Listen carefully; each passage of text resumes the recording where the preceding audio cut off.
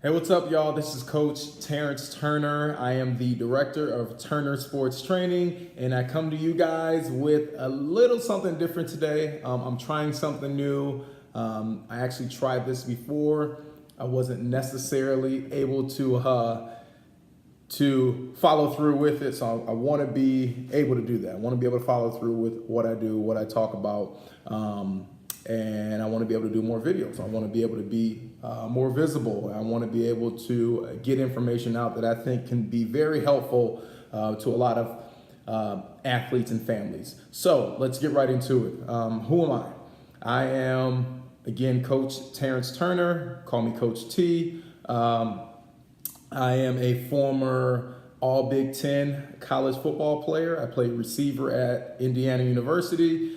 I went on to play in the NFL for a short amount of time for the Philadelphia Eagles. That was in 2011. Let's actually backtrack a little bit. Between college and the NFL, I was able to attend the NFL Combine, which are the top, let's say 300 players are selected to attend the Combine. I was lucky enough and blessed enough to be able to have that opportunity. I also played in the East-West Shrine Game, which is a college all-star game. And then I, as mentioned, went on to be an undrafted free agent for the Philadelphia Eagles.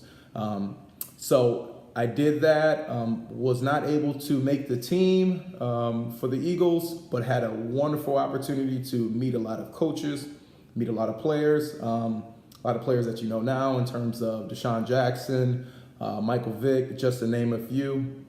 And that taught me a lot about the game of football.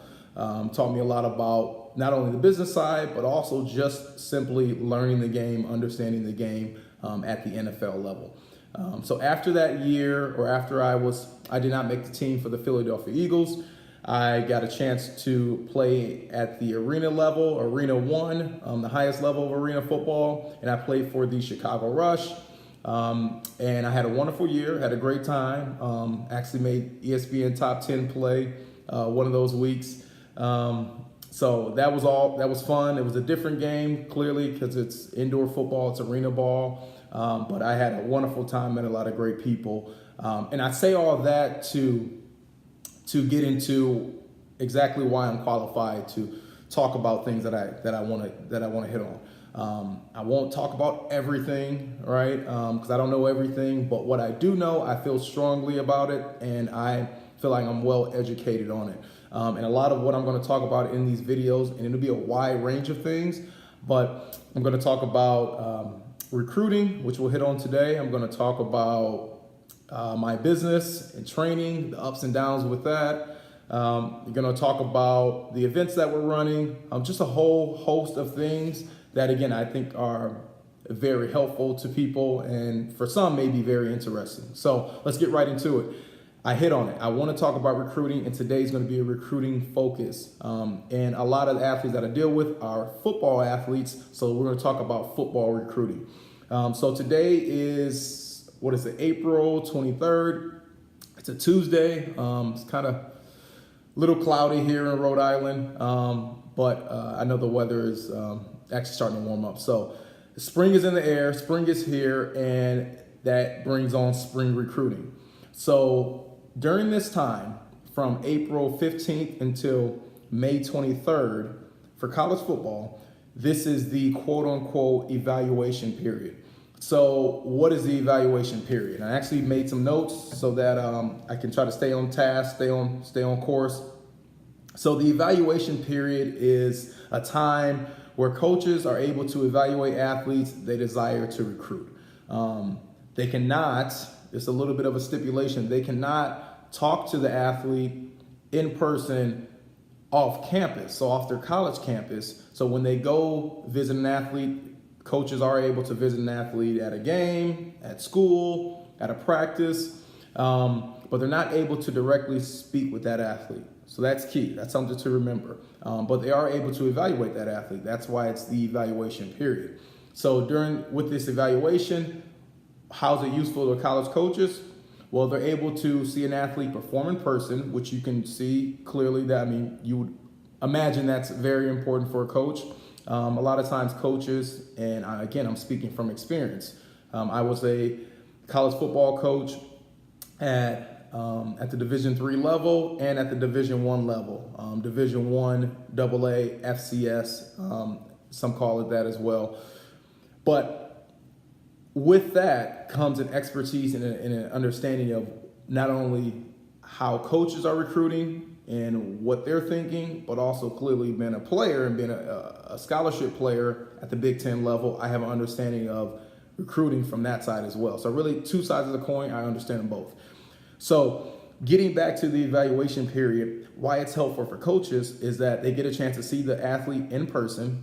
They can get a chance to speak with their high school coach, their high school counselors. They can speak with assistant coaches. They can speak with anyone really other than the player and find out a little more about the player as a person, right? Find out a little more about their personality, find out more about who they are as a person and how they tick.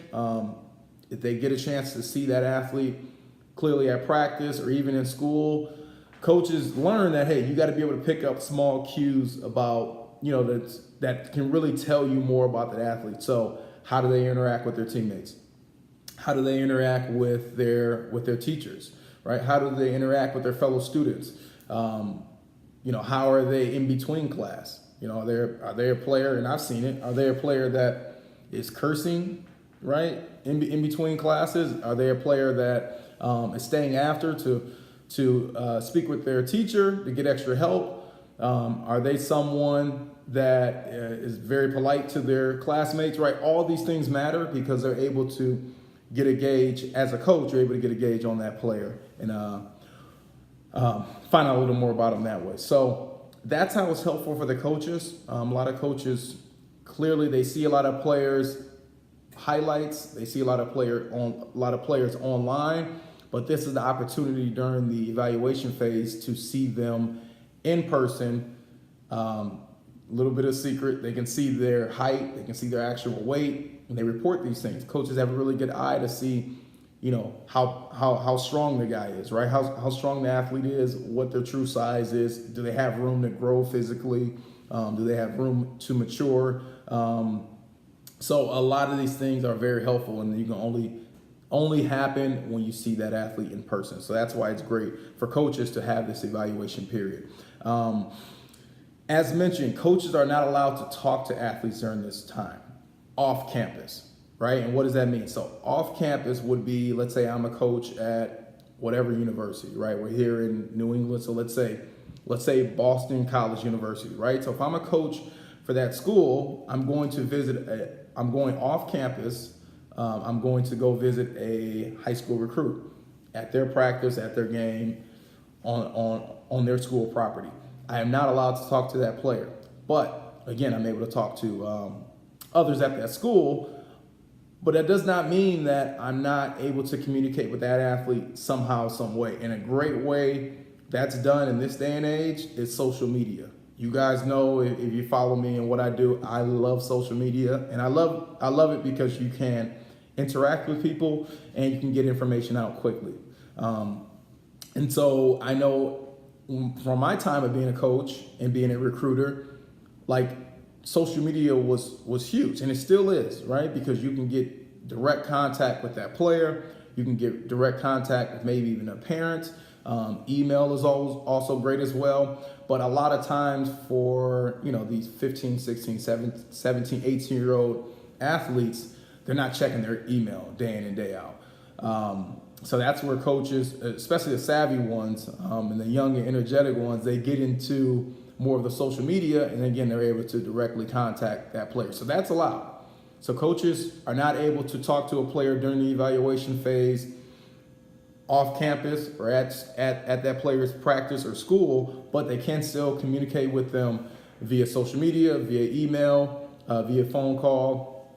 And now let's flip it around. If you're an athlete, what you should be doing right now is you should be utilizing these same tools to contact coaches. I'm a big believer, and I have athletes that I work with now on the recruiting side. I'm a big believer that you have to use all forms. So use social media, use email, Even though players, you may not check your email all the time, you should be emailing these college coaches your highlight film. You should email information about yourself, about what type of student you are, your transcript. Send them that information about your academic progress. And then obviously with the social media side, do the same thing, right? Send your highlight film, send that link, send your transcripts, send all the information you feel is pertinent. I'm a big believer in keeping it simple. So your film, your grades, and maybe a little bit of blurb, a sentence or two about who you are, what school you go to clearly. They need to know where you are, where you're from, and send that to coaches. And you can easily just have a generic message, copy it, paste it to a coach, go on to the next coach, do the same thing, and just keep it going that way, right? So that's the best way to do it, using email, using social media. And I truly feel like the best social media to use for a recruit is Twitter. Why? Because a lot of college coaches are on Twitter. The user interface is great for college coaches to directly message players. They can send links, of course. They can send bios, and and I'm telling you, again, from personal experience, we would have staff meetings at every school I was at, every staff that I was a part of, we would have staff meetings, and we would legit go to a player's page that we're recruiting or we're thinking about recruiting, and we would go to their Twitter page and we would look at what they have, what they retweeted, what they tweeted out, what type of content is on their page, because you guys know, just like I know, you can find out a lot about a person through their social media. You can find out what they like, what they don't like, what type of person they are. And, sometimes I'll be honest, we had players that we loved as players, but then when we got to their social media, we got to their Twitter pages, we had to X them off the list. Cause they had some crazy stuff up there. You'd be surprised what some players would put out there. So players, be conscious of that. Understand that you're always being seen. And I always say, whatever you're posting, whatever you're putting out, always look at it as, okay, if I'm a recruiter, if a coach is watching this, a coach is seeing this, what do they think?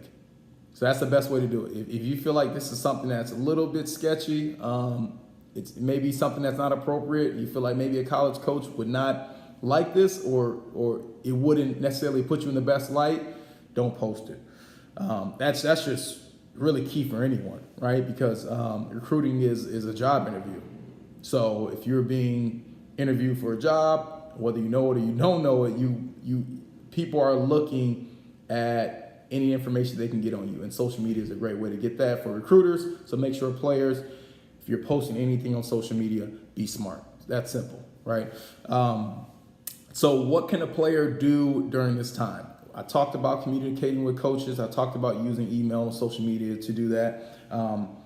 Also, you should be attending, as a recruit, you should be attending spring practices.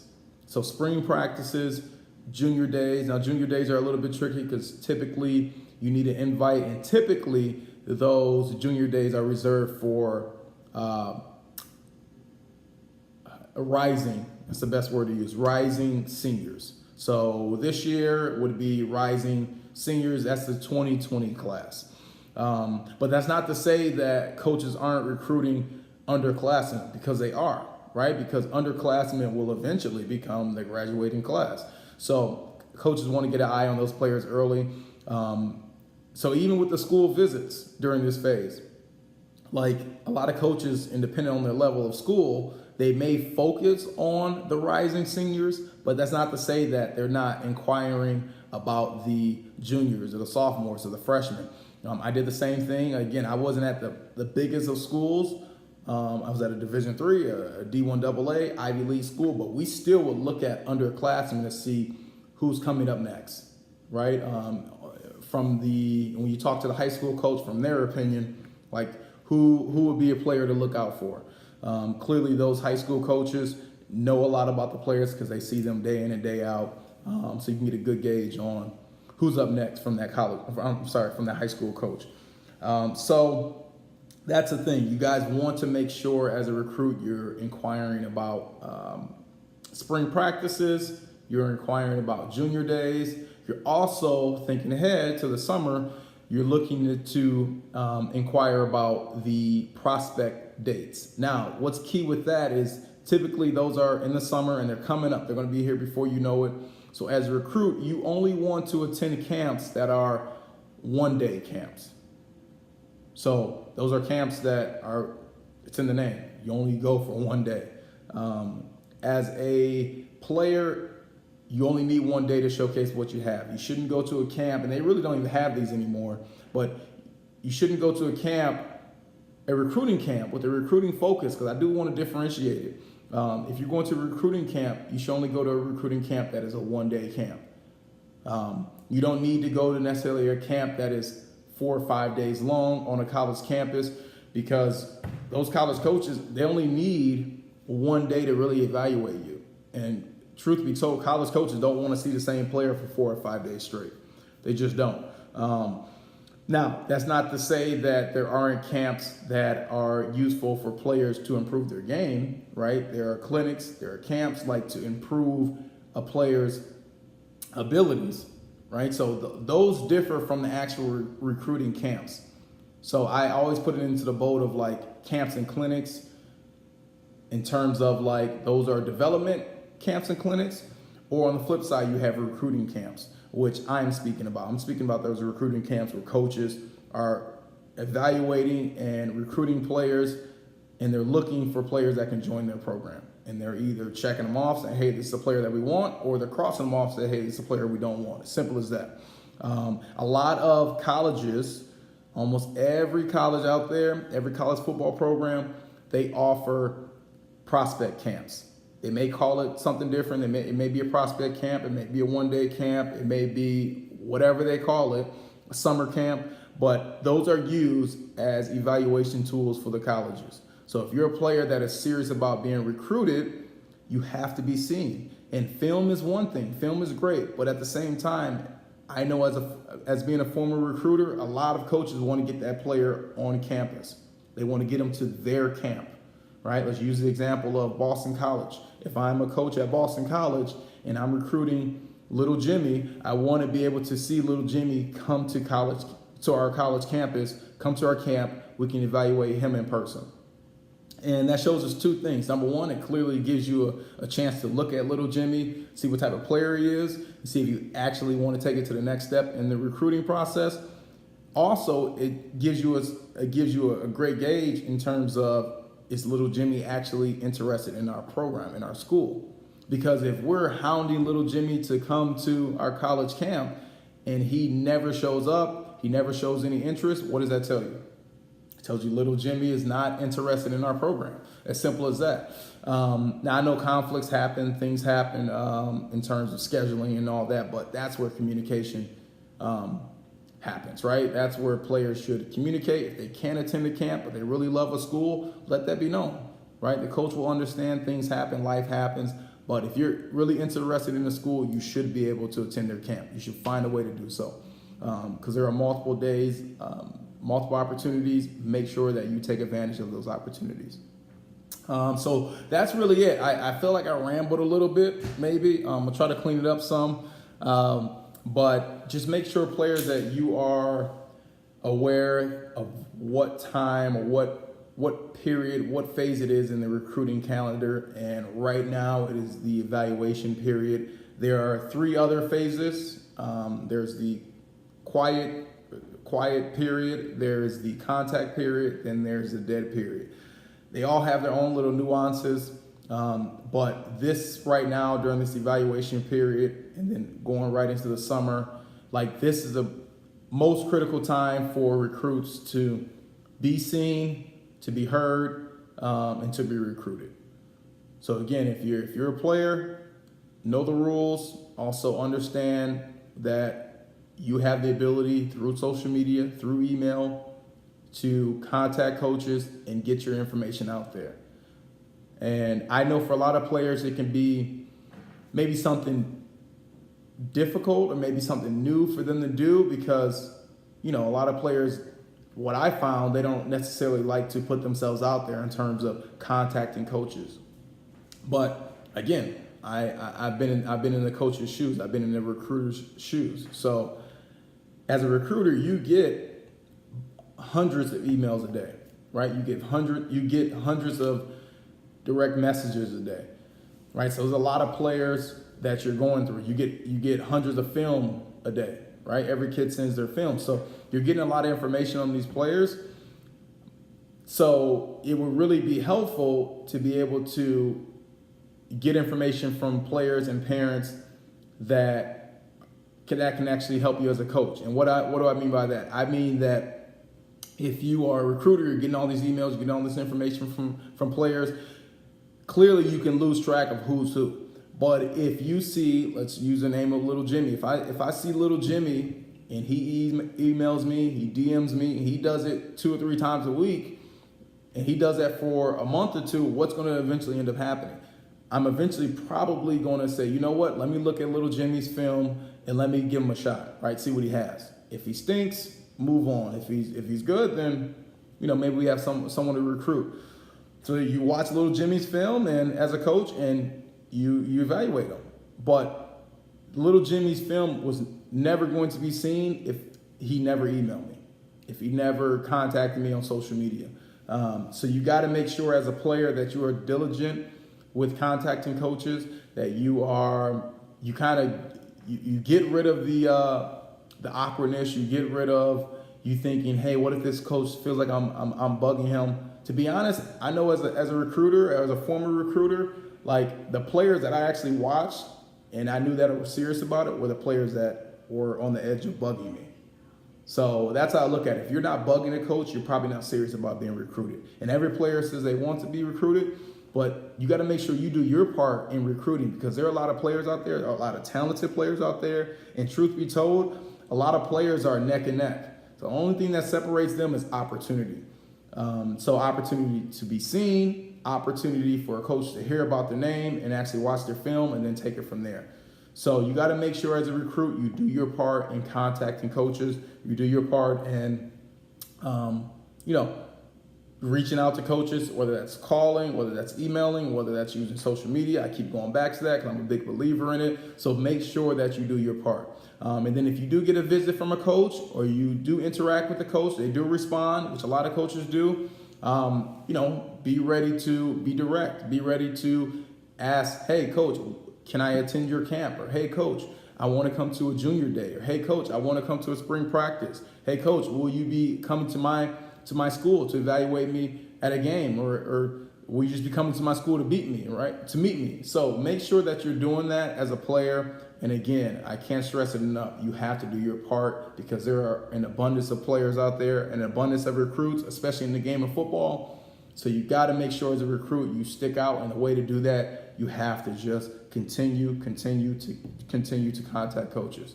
So that's that. All right, I'm gonna sit back a little bit, and I'm gonna make this part a little bit shorter, but just gonna talk about what's happening with my business, Turner Sports Training. It's a good time of year to do what we do. Every part is a good time of the year, but I just love the spring because I'm a big spring and summer guy. I love warm weather, and I love the sun, and I love trees and all that stuff. So it's good to be doing what we're doing. I mean, and what we do is a couple things. We train speed and agility. We have a big football focus with our training. We do other sports as well, but I know a lot of what we get now, we've kind of leaned more into the football side of things, because that's, again, my background and the sport that I really feel comfortable with, because I played it at a high level. And during the springtime, we actually started something that is rather new in the area. We're doing spring ball, and spring ball is essentially a training program that we do for 3 weeks. We're going into our second week now, where we have players play the game of 7-on-7. We do some coaching, we do some teaching, we just teach them about football, right? Simple, straightforward teaching. And it's an opportunity for those players to learn more about the game from coaches that know what they're talking about, coaches that understand the game. And we've had a lot of players because we have different age groups, but we have a lot of players from elementary to middle school to high school that are learning a lot. they're also able to compete, right? They're able to compete with athletes within their age group, within their age bracket, from all around Massachusetts and Rhode Island. And we're able to really give them an opportunity to get better during the off season.